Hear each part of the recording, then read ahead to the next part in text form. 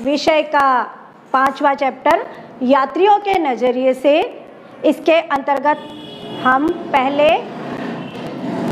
अल बरूनी के बारे में पढ़ चुके हैं, जो 11वीं शताब्दी में भारत आया था। इन यात्रियों में दूसरा यात्री इब्न बतूता, यह 14वीं शताब्दी में हमारे यहाँ पर आया। इब्न बतूता का यात्रा वृत्तांत अरबी भाषा में लिखा गया। हमारे यहाँ पर क्वेश्चन बनता है, इब्न बतूता का यात्रा वृत्तांत अरबी भाषा में लिखा गया। विशेषता ये है, जितने भी यात्री आए थे उन्होंने सबने अपनी पुस्तकें लिखी, लेकिन इब्न बतूता ने अपने यात्रा वृत्तांत को ज़्यादा महत्व दिया। उसका कहना था कि हमें अनुभव से ज़्यादा शिक्षा मिलती है, तो उसने जहाँ जहाँ की यात्राएं की उन सब का वृत्तांत उसने अरबी भाषा में लिखा। दूसरा, ये भी अपने क्वेश्चन बनता है, उसके यात्रा वृत्तांत को क्या कहते हैं? उसके यात्रा वृत्तांत को रिहला कहा जाता है। उसने जिन जिन जगहों पर यात्राएं की उन्हें रिहला के नाम से पुकारा जाता है। मोरक्को का यह यात्री, इसका जन्म तंजीर में हुआ था। 14वीं शताब्दी में भारतीय उपमहाद्वीप के सामाजिक तथा सांस्कृतिक जीवन के विषय में बहुत और प्रचुर मात्रा में इस यात्री ने हमें जानकारियाँ दी। वह शरिया का ज्ञाता था। आप सोचेंगे शरिया क्या है, सवाल भी आ जाता है या क्वेश्चन भी आ जाता है, शरिया क्या है? शरिया इस्लाम का कानून, इस्लाम के अंतर्गत कानून को शरिया कहा जाता है। वह शरिया का ज्ञाता था। उसका खुद का परिवार बहुत ही शिक्षित था और वह सभी शरिया के विशेषज्ञ थे। इसके परिवार के लोग भी, इसके माता पिता भी शरिया के विशेषज्ञ थे। इब्न बतूता यात्राओं से अर्जित ज्ञान को ज़्यादा महत्व देता था। उसने जितनी भी यात्राएं की उन सब का वृत्तांत लिखा। हठीला यात्री, वह इतिहास के अंतर्गत एक हठीला यात्री के रूप में प्रसिद्ध है, क्योंकि जिस समय यात्राएं भी जोखिम भरी होती थी, आज की तरह से आसानी से हम यात्रा नहीं कर सकते थे। उस समय इस यात्री ने बहुत सारी यात्राएं की। उसकी एक यात्राओं की एक विशेषता थी, वह एक कारवा को लेकर चलता था, या हम कह सकते हैं काफिला को लेकर चलता था। अपने साथ काफी लोगों को लेकर चलता था। काफिले के साथ यात्रा करने पर कई बार, उसके बाद भी कई बार लूटपाट या उन पर डाका, इस तरह के कई कठिनाइयां उसे सामने आई और कई बार कई यात्री मर भी जाते थे। एक बार तो अपनी लंबी यात्रा के दौरान उसके काफ़ी साथी मर गए और उसके साथ एक इब्न बतूता स्वयं बच गया। उसे यात्राओं का बहुत ज़्यादा शौक था। सिंध आने से पहले उसने 1332-33 के अंतर्गत मक्का की यात्रा की। मक्का के अलावा उसने सीरिया, यमन, ओमान आदि स्थानों की यात्राएं की। इसके पश्चात 1333 के अंतर्गत वह सिंध आया। उसके सिंध आने का सबसे बड़ा कारण दिल्ली के सुल्तान मोहम्मद तुगलक की दयाशीलता, उसकी कला, उसके साहित्य से प्रभावित होकर वह 1333 में स्थल मार्ग से सिंध पहुंचा।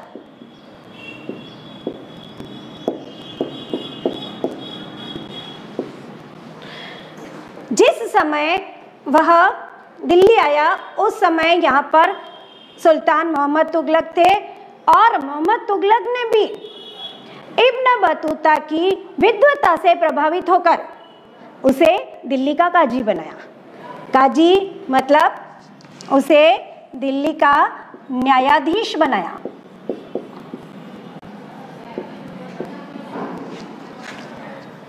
काफ़ी समय तक मोहम्मद बिन तुगलक और इब्न बतूता दोनों ने साथ में कार्य किया, लेकिन कुछ समय पश्चात उनके अंतर्गत कुछ गलतफहमियां उत्पन्न हो गई। उन गलतफहमियों से सुल्तान ने इब्न बतूता को काजी के पद से हटाकर उसे जेल के अंदर डाल दिया। काफ़ी समय तक वह जेल में रहा। कुछ समय बाद जब सुल्तान के और इब्न बतूता के बीच में जो गलतफहमियां दूर हुई तो उसे वापस जेल से निकाला गया और उसे फिर से काजी बना दिया गया। उसे राजकीय सेवा में फिर से ले लिया गया या राजकीय सेवा में उसे फिर से बहाल कर दिया गया।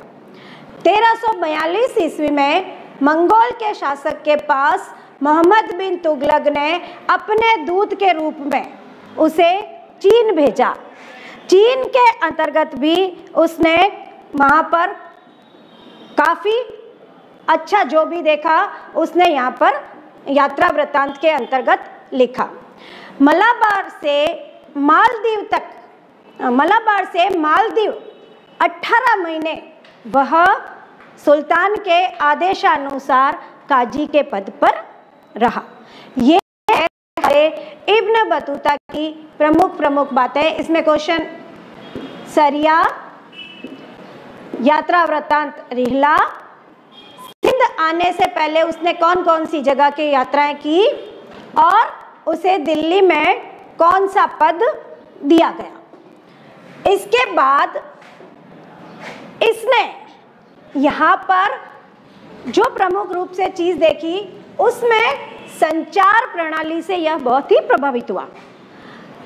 यहाँ की जो संचार प्रणाली थी उस समय की, इसने अपने यात्रा वृत्तांत में ये चीज़ प्रमुख रूप से लिखी है कि यहाँ की जो संचार प्रणाली थी वह बहुत ही अच्छी थी। यहाँ पर मैं आपको इम्पोर्टेंट क्वेश्चन के रूप में ये चीज़ बता रही हूँ कि उसकी सुल्तान की डाक प्रणाली बहुत ही अनूठी थी।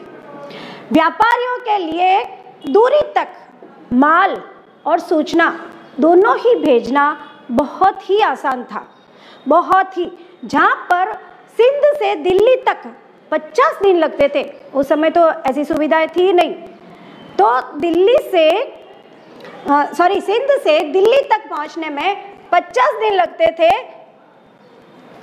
ऐसे टाइम में सुल्तान के गुप्तचर सिंध से दिल्ली तक किसी भी सूचना को या कोई भी माल को 8 दिन में पहुंचा देते थे। ऑब्वियसली बहुत ही अच्छी संचार व्यवस्था थी। अब संचार व्यवस्था किस तरीके की थी इसके बारे में अपन देखेंगे, या उसकी डाक व्यवस्था किस तरीके की थी। ये सवाल महत्वपूर्ण है कि उसकी संचार व्यवस्था किस तरीके से महत्वपूर्ण थी।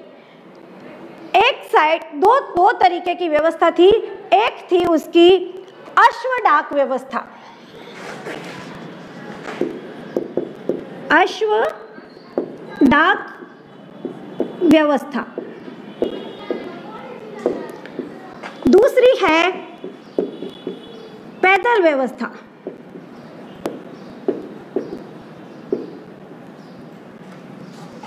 आप कहेंगे कि ये तो कोई महत्वपूर्ण बात नहीं है ऐसी, घोड़ों से तो डाक व्यवस्था थी, पैदल भी डाक व्यवस्था थी, लेकिन इसके अंतर्गत महत्वपूर्ण चीज़ क्या थी।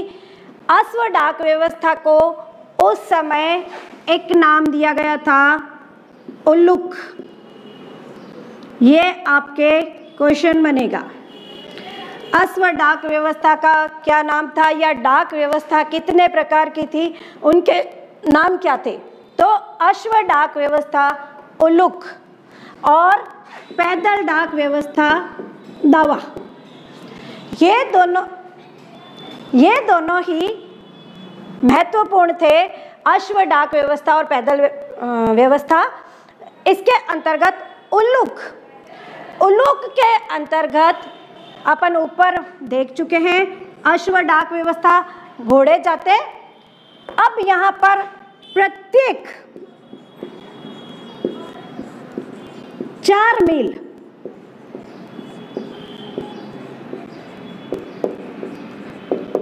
घोड़े बदलना, प्रत्येक 4 मील पर घोड़े बदलना। अगर इतने इतने दिन यात्री करते हैं और इतने इतने दिन बाद किसी जगह पर सामान या कोई चीज़ पहुंचाते हैं, तो उसके लिए यहाँ की संचार प्रणाली या जो डाक व्यवस्था बहुत ही सुंदर थी, बहुत ही सुंदर। प्रत्येक 4 मील पर घोड़े बदलना। कैसे? जो घोड़े डाक लेके रवाना होते थे, वह घोड़े 4 मील के बाद में एक स्थान पर उन्हें रोक दिया जाता और उस स्थान पर दूसरे घोड़ों को वहां से रवाना कर दिया जाता। इसका मतलब जो घोड़े पहले जाते थे वह भी नहीं थकते और आसानी से अपने गंतव्य तक सही सलामत भी डाक भी पहुंचा देते या सामान भी पहुंचा देते थे। यहाँ पर हम ऊपर चीज़ देख चुके हैं कि सिंध से दिल्ली तक 50 दिन लगते थे, लेकिन गुप्तचर 8 दिन में पहुंचा देते। इसका कारण यही था। तो पहली व्यवस्था है उल्लुक, जो घोड़ों के द्वारा होती थी और प्रत्येक 4 मील पर घोड़ों को बदल दिया जाता था। दूसरा है पैदल। इस पैदल व्यवस्था को दावा कहा जाता था। इसके अंतर्गत क्या थी एक चीज, इसकी तो बहुत बड़ी विशेषता थी।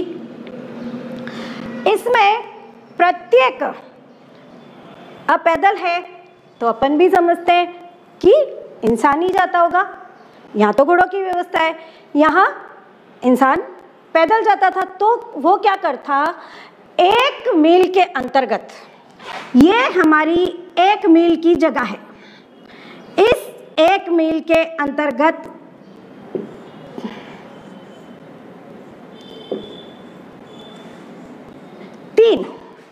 यहाँ तो घोड़े 4 मील के बाद बदलते थे, लेकिन यहाँ पर हमारी जो पैदल व्यवस्था थी वह 1 मील में 3 बार बदल जाती। यानी हमारे घर से जो कोई भी इंसान रवाना होता वह 1 मील के अंतर्गत 3 बार बदला जाता और वह अपने साथ एक लोहे की छड़ और एक घंटी, इस तरह की चीज हाथ में लेकर जाते थे।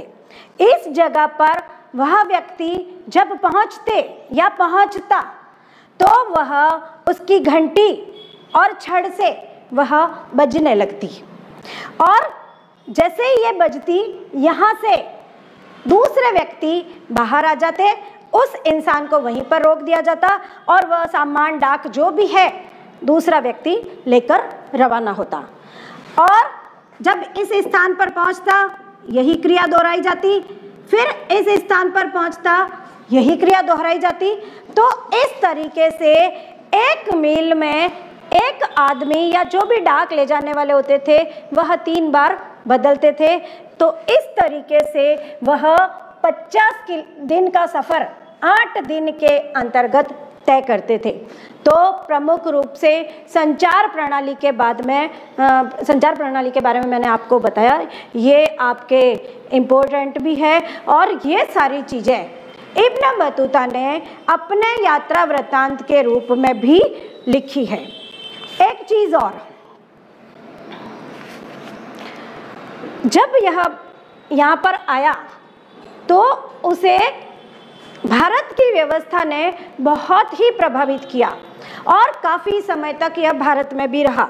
लेकिन अंत में मालदीव पर वह 18 महीने काजी के पद पर रहकर वापस अपने मोरक्को चला गया।